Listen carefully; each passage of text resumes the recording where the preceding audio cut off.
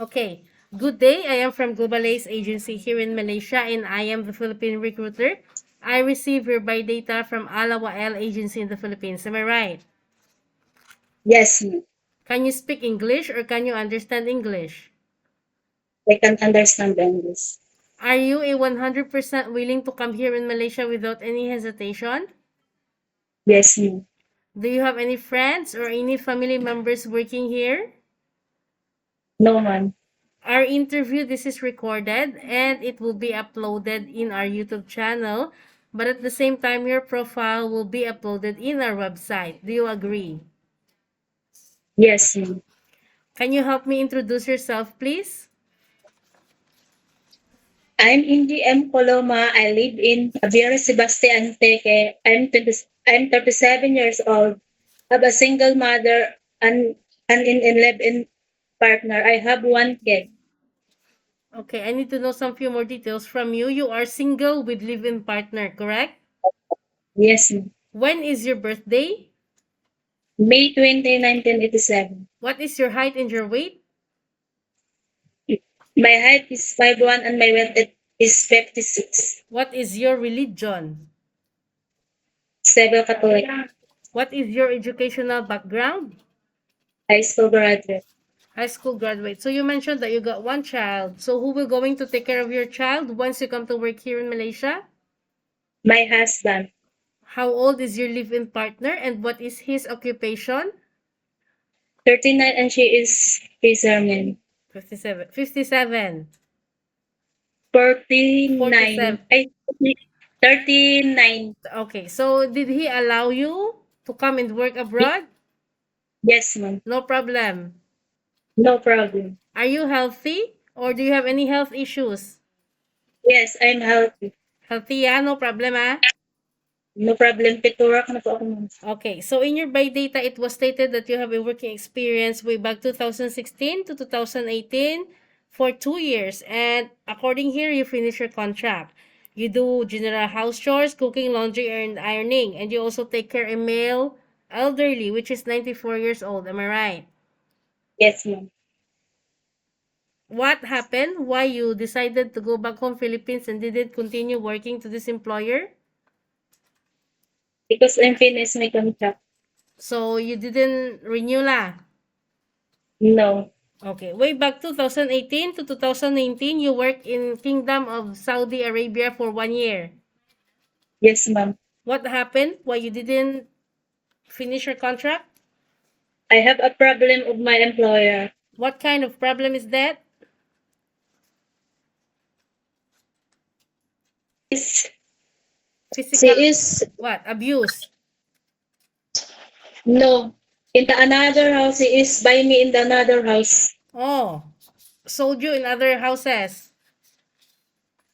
So your employer asked you to clean other houses, correct? Yes, How ma'am. many houses did they ask you to clean? Maybe more than 5. Are you sure? Yes, 5 or 3. Okay. Can you share it with me? What are your duties there to your previous employer in Saudi? Yes, what, ma'am? Will you What is repeat? your job there in Saudi? Domestic helper. Okay. What did you do there? Cleaning the house, Okay. take care of child, Okay. ironing clothes, Okay. And then, wa- washing dishes. did you cook? No, ah? Sometimes, Sometimes. Okay.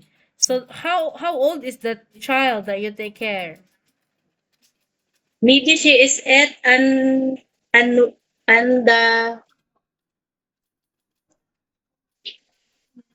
How many children inside the house? 2, 8 years old and 3. 3 years old. Okay. So you already got experience being a domestic helper and you know it to yourself that it is very tough job. Okay?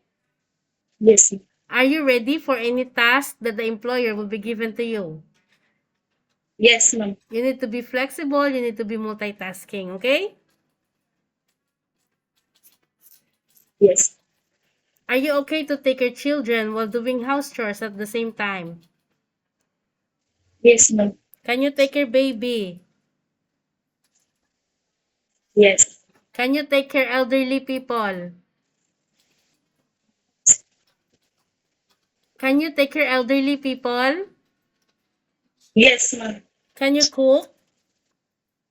Yes, ma'am. Can you caregiving for bedridden patient and disabled person? Yes, ma'am. Are you comfortable taking care of pets? Yes, ma'am. Okay.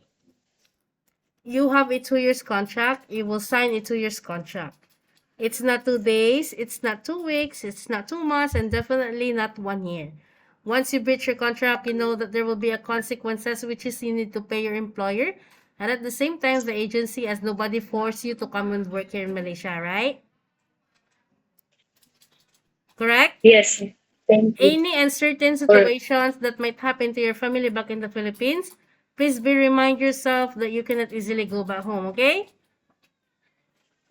Usage of mobile handphone, you are not allowed to use your phone during working time, but instead you can hold your phone during nighttime after you finish your job for the whole day, and you will render your phone on the next morning before they start their work. On your rest day also, you are entitled to have a rest once a week, but you are not allowed to go out. If you will work on your rest day, employer will going to compensate your salary. Are you okay with the rules and regulations? Are you sure? you repeat, ma'am, first. Can, because the signal. Okay, can you hear me now? Can you hear me? Yes, ma'am. Usage of mobile handphone, you are not allowed to use your phone during working time, but instead you can hold your phone during nighttime only, okay? And you will render your phone on the next morning before you start your work. On your rest day, you are entitled to have a rest once a week. Okay, usage of mobile handphone, you are not allowed to use your phone during working time, but instead you can hold your phone during nighttime. On your rest day, Yes. you are entitled to have a rest once a week, but you are not allowed to go out on your rest day. But if you will work on your rest day, employer will going to compensate your salary. Are you okay? Yes, ma'am. In our initial interview, I would like to ask you if you are if you are okay, or I just wanted to make it clear whether you agree with our rules and regulations, because we don't force people to come here. Yeah. Yeah. So no problem about our terms and conditions. Don't give us trouble No. later once you come to work here in Malaysia. Yeah. Yeah. Okay. So how do you handle your homesickness? How do you fight your sadness if you miss your family? Me free. You pray. Yeah. Okay. So always remind yourself that why you wanted to come and work abroad, because you wanted to sustain your family's needs, okay? You want a better future for your child, for your living part, or for your family. Always humble yourself, follow the rules and regulations of the employer, because you will be working inside their premises for 2 years and you need to get along for them. Any concerns, any problems, you inform your employer, yeah? Don't bring the law of the Philippines in other countries, because every country's got different law, okay? Got different cultures also, so there is no need to have some comparison between Philippines and other countries. Yeah, in Philippines we might be the boss, we are free to do whatever we want because it's our motherland. But in other countries we need to respect their culture and at the same time their law. Okay? So NG, right? I Yes, think ma'am. that's all for now. Thank you for your time. It was my pleasure meeting you, but please stay connected through WhatsApp because Global Ace agents will going to contact you to conduct an interview together with the employer. Okay? Thank you, ma'am. Thank you so Thank much and you. have a good day. Bye.